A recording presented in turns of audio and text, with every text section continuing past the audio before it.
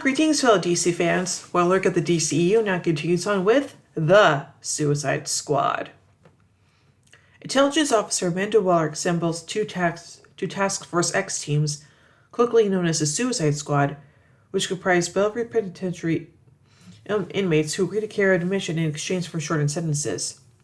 Sent to the South American island nation Corto Maltese after its government is overthrown by an anti-American regime, the teams are tasked with destroying Nazi-era laboratory Jotunheim, which houses the secret pyramid Project Starfish.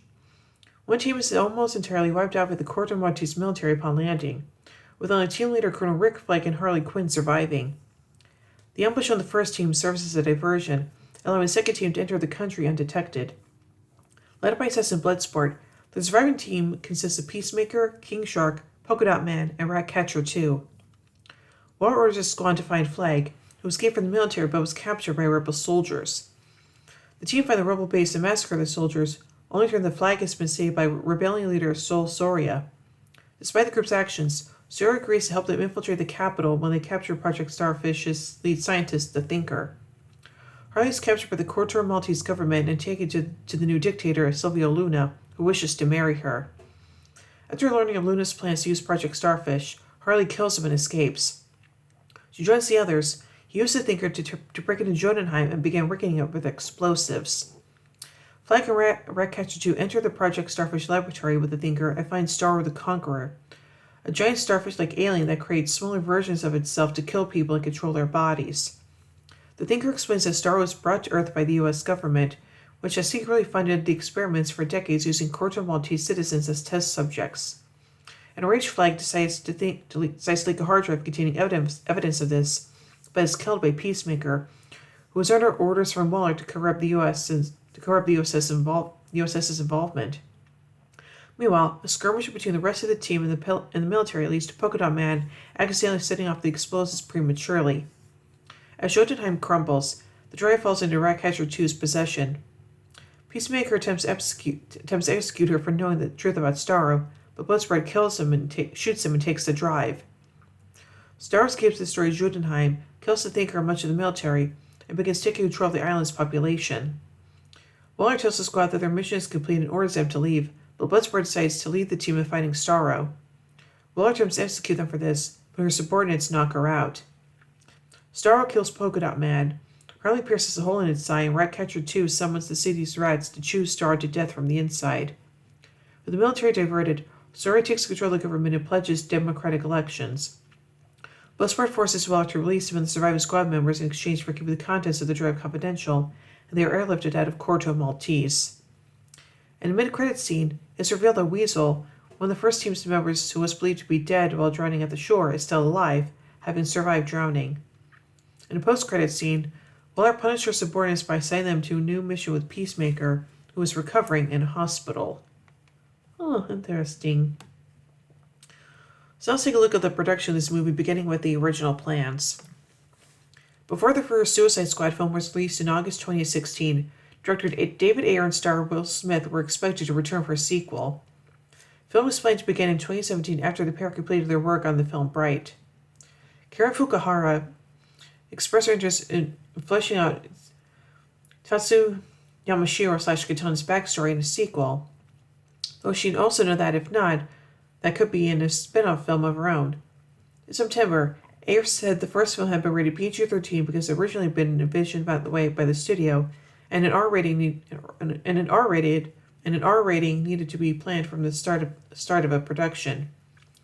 He said we were lobbying to make a sequel R-rated, as he felt the first film had the edge and attitude of an R-rated film already. Suicide Squad was released to a polarized response and was reported to have a difficult production, but the film grossed enough for Warner Brothers Pictures to fast-track development of a sequel. Several spin-off films were also in development by December, including one featuring Smith as Deadshot. The project that was furthest along was Gotham City Sirens, an all-female team-up with Margot Robbie playing to reprise her role as Harley Quinn. Ayer was set to direct and produce that film rather than Suicide Squad 2. Warner Brothers began searching for a new director for Suicide Squad 2 and recording Mel Gibson by mid-February 2017. Ruben Fleischer, Daniel Espinosa, Jonathan Levin, and David S. Goyer were also considered. Adam Kozad entered negotiations to write the film a month later, at which point there was still no director attached to the project. It was described as being a priority for Warner Brothers. Script delays led to the planned filming start being pushed to mid-2018, at which Gibson moved on from the project. While Michael Cera became the new frontrunner to direct in early July, which time both Smith and Robbie were set to reprise their roles. Zach Penn had pitched a new story treatment for the film to Warner Brothers and wrote a draft of the script as a favor to the studio. Later in July, Claude Cera was hired to direct Disney's Jungle Cruise and withdrew from directing Suicide Squad 2 after saying he would rather originate a new story than continue an existing franchise.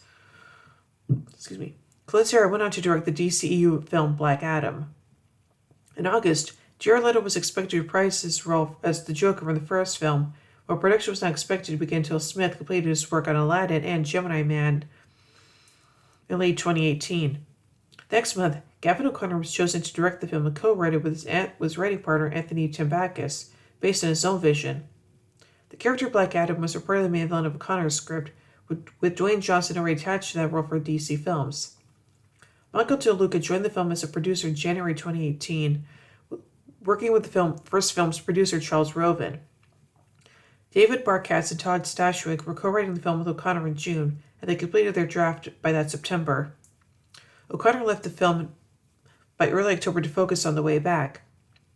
This was a partly out of frustration that Warner Brothers was already moving ahead with Birds of Prey, a new Harley Quinn spin-off film with a similar story to the one he wrote for Suicide Squad 2. During the development process, the character of Deathstroke appeared in 4 or 5 different versions of the script to fight Deadshot. Joe Manganiello was attached to reprise his role as Deathstroke from Justice League, and the experience left him feeling he would never portray the character again until he was asked to return for Zack Snyder's Justice League. And now on to James Gunn's involvement. By October 2018, James Gunn was hired to write and possibly direct the next Suicide Squad film.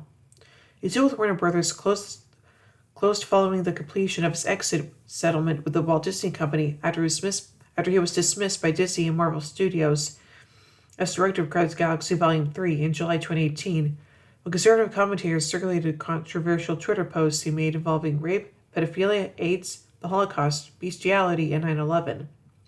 Warner Bros. Have been interested in recruiting Gunn for the DCU immediately after his dismissal by Disney and asked him to make a new Superman film. Gunn was uncertain if he wanted to take on Superman, so Warner Bros. Told him he could adopt any DC property he liked. He chose to make his Suicide Squad film, recalling that it was the one DC property he dreamed of adapting and had been jealous when Ayer's Suicide Squad film performed well. Ayer supported Gunn's hiring as a brave and smart move, and called him, quote, the right man for the job. Dave Bautista, who starred in the Guardians of the Galaxy films for Gunn, expressed interest in appearing in his Suicide Squad film. One of the first things Gunn did when discussing film Warner Brothers was watch Suicide Squad for the first time. The studio said he could take or leave any elements he wanted from the first film, but they hoped he would bring back Robbie as Harley Quinn. The day after he was hired, Disney decided to reinstate Gunn as director of Guardians of the Galaxy Volume 3. He discussed his new DCEU commitment with Marvel Studios President Kevin Feige, who encouraged him to make a great movie, and agreed to delay production on Guardians until Gunn had completed work on the Suicide Squad sequel. In January 2019, the film was officially titled The Suicide Squad and was scheduled for release on August 6, 2021. The title was suggested by Gunn as a joke, but executives at Warner Brothers liked it. At the time, Gunn was in negotiations to direct the film, which was described as a relaunch rather than a direct sequel that would take the franchise in a new direction and would feature a largely new cast. Rowan and Peter Safran were set as producers, with Zack Snyder and Deborah Snyder as executive producers. Safran, who produced the DCU films Aquaman and Shazam, had pushed Gunn to take on the project and felt there was no better director to bring together a disparate group of outsiders on a mission. And now on to the writing. Gunn wrote a treatment that was a few pages long, and the quickly produced several drafts of the script that Warner Brothers was extremely high on. He said the film was its own thing rather than a sequel or reboot. It does not explicitly address the events of the first film or Birds of Prey, but it also does not contradict them. Warner Bros. Asked Gunn to make the film PG-13, but he insisted on it being R-rated if he was going to direct it. The studio felt Gunn's involvement was worth a trade-off for the higher rating. He He took inspiration from John Ostrander's original 1980s run on the Suicide Squad comic books, which he was drawn to because it was about a bunch of loser B-grade supervillains. Safran described the Suicide Squad as a gritty 1970s horror movie combined with the brilliance of James Gunn's character and comedy. And Gunn was influenced by war films such as The Great Escape, The Dirty Dozen, Where Eagles Dare, and Kelly's Heroes.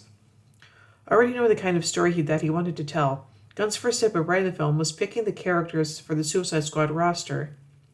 He spent days going through the library of existing DC Comics characters and deciding which group would work well together. He wanted to create a blend of characters by having each feel like they were part of a different film genre. The first new character that Gunn added to the roster was King Shark, who was intended to appear in the first film before being replaced by Killer Croc. Gunn sought to feature an animal on the team and chose King Shark because he enjoyed the concept of a man-eating fish-human hybrid. Other new characters that Gunn added include Polka Dot Man, Peacemaker, and a female version of Ratcatcher. He said one of the main differences between this film and the Guardians of the Galaxy films was that it would be unclear whether some Suicide Squad members would turn to be good or bad, unlike the Guardians of the Galaxy who were portrayed as heroes despite their flaws. Characters that were considered but ultimately rejected include Sportsmaster, Dog Welder, Batmite, Livewire, Punch and Julie, Black Spider, Deathstroke, Man-Bat, Plastique, Chemo, KG Beast, Sylvan Grundy, Rainbow Creature, Gunhawk, Knockout, Killer Frost, Mr. Freeze, and Yaha Abdul-Mateen II's Black Manta from Aquaman. He did not consider using Joker because he felt Amanda Waller would not have any use for the character, and chose not to use Kite Man because he felt the character was already a punchline in the comics and would not feel fresh for the film. Gunn also rated characters like Bronze Tiger and Katana since they were anti-heroes rather than villains. Gunn felt he was in a position and had the responsibility to take risks with the property and tried to make an all-out entertaining film from start to finish that did play by the rules. This included postmodern aesthetic decisions such as creating sequences that showed the perspectives of Harley Quinn and Polka Dot Man, adding an extended subplot where Harley Quinn is on her own way from the action, and adding title cards that segue between sequences.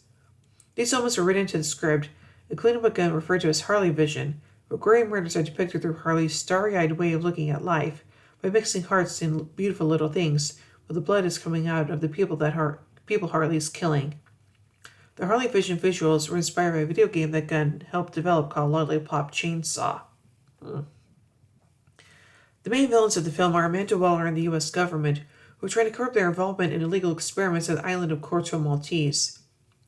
Gunn did not feel that this storyline was specifically critical of the U.S. government, just realistic of the real history of the U.S. interfering in other countries. He also wanted to use this to make dramatic points rather than political ones, with the different stances on the government's actions that the film's main characters take leading to dramatic conflict. For the antagonist that Waller sends the Suicide Squad to fight, Gunn initially considered using Superman before deciding to feature Star-Lord the Conqueror instead. He found the character to be both ridiculous and terrifying, which reflected what he was trying to accomplish with the film, and he felt Star was the only major DC Comics villain that was unlikely to appear in another live-action film, or who would not be adapted faithfully by another filmmaker if it was. He also wanted to avoid potential questions regarding who would be portraying Superman in the DCEU, and what that would mean for the film's connections to the wider shared universe. DC allowed Gunn to kill any character, including Harley Quinn, adding with the potential backlash from this to prioritize the natural evolution of the story. He didn't want it to be like other films, which might kill off some characters early on, but then killing the main characters at the end. So he knew that one of the Suicide Squad members would die during the final battle. He originally intended for this to be Ratcatcher, but ultimately felt that this would be too heartless. He chose Polka Dot Man instead because he thought the character had the most complete story arc at that point in the film.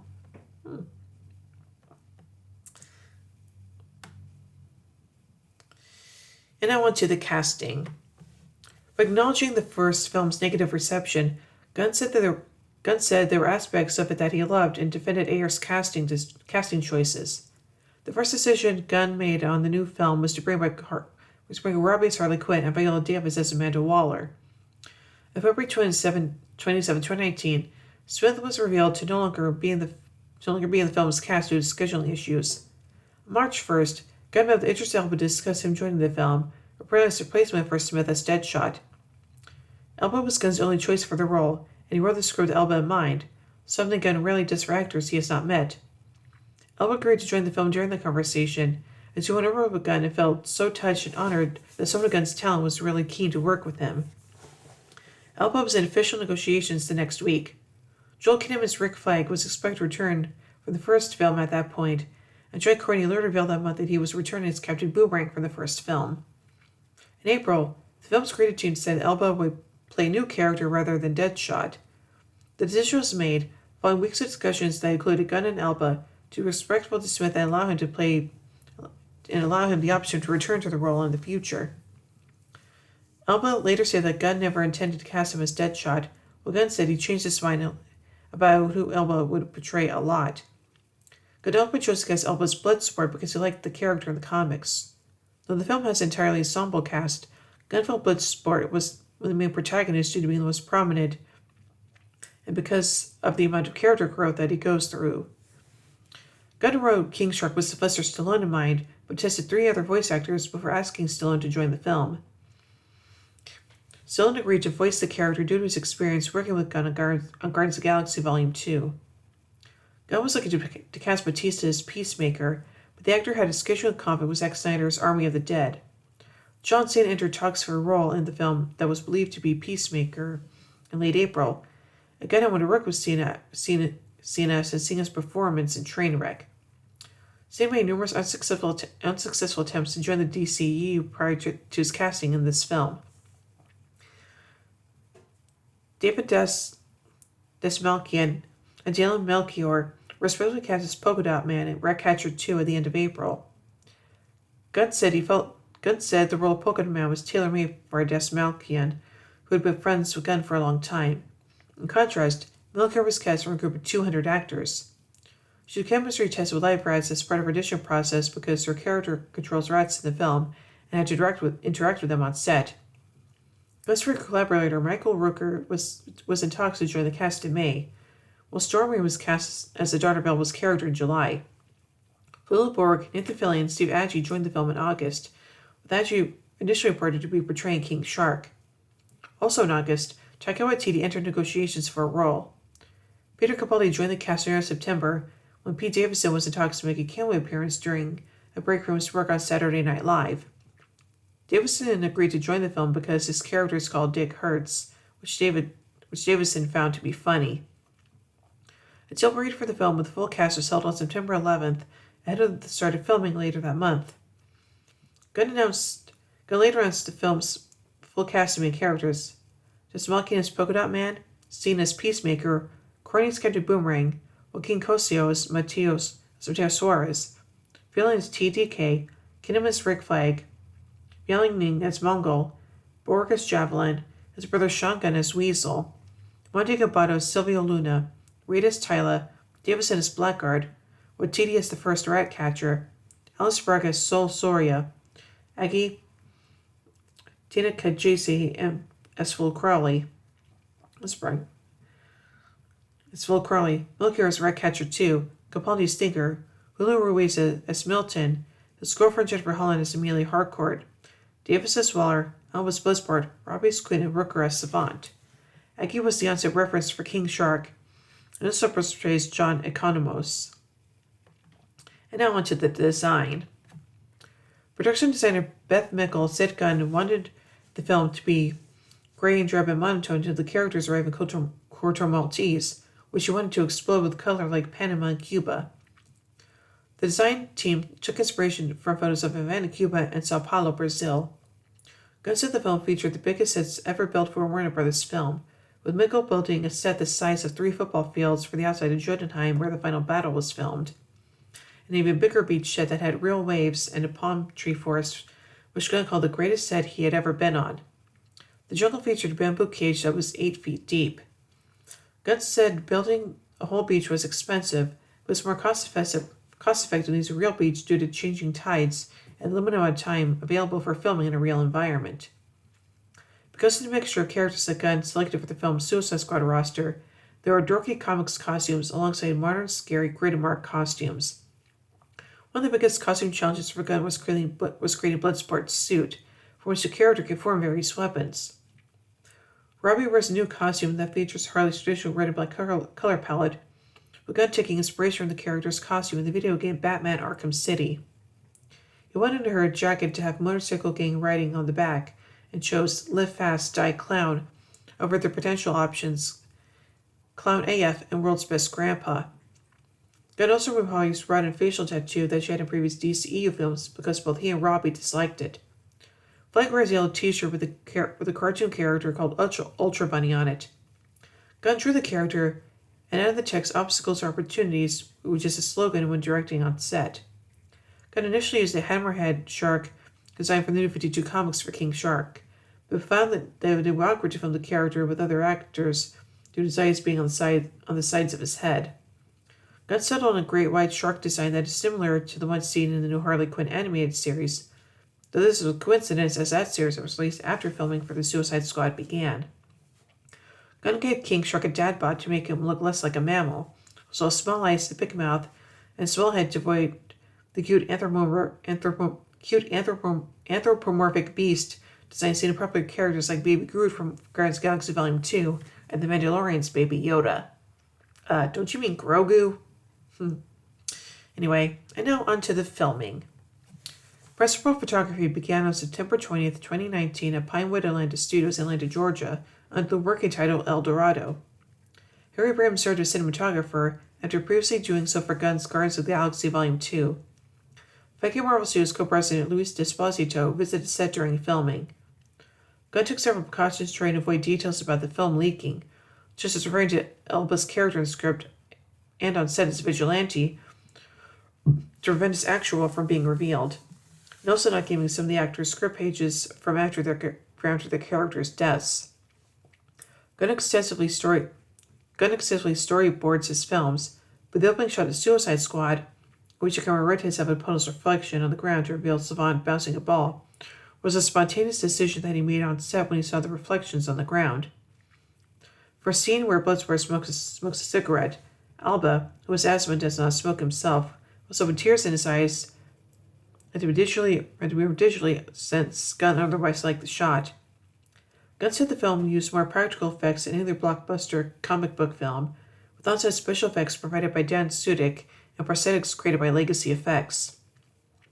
Gunn highlighted a shot in the film where King Shark, who has created visual effects, rips a person in half, which is practically using special effects and prosthetics.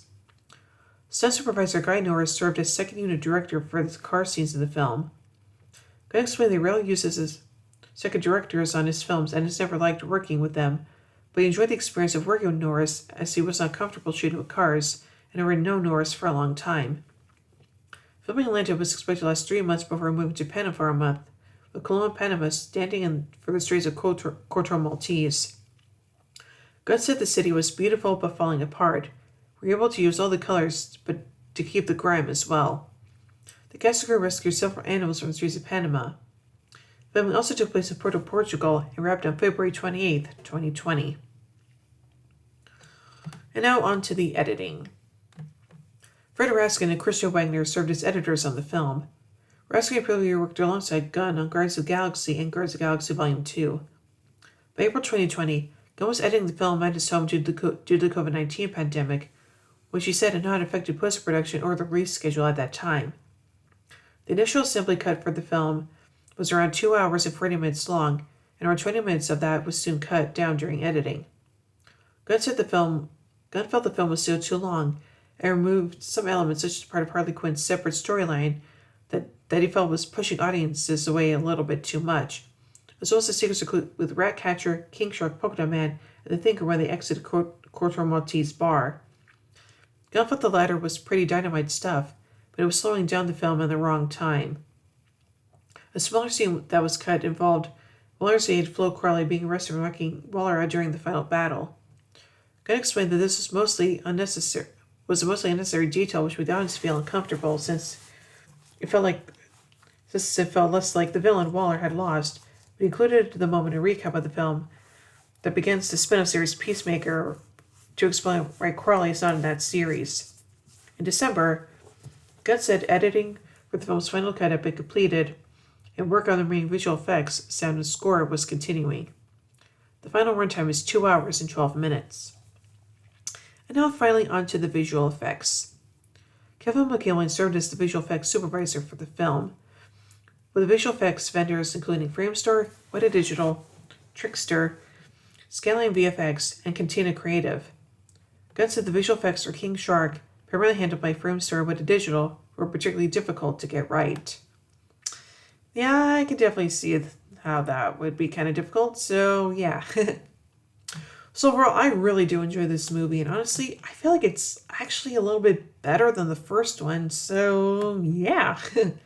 So overall, I give The Suicide Squad 5 bat signals out of 5. Well, anyway, tomorrow's DCEU December comes to a close as we take a look at Black Adam. So until then, in the words of Superman, I'm here to fight for truth, justice, and a better tomorrow.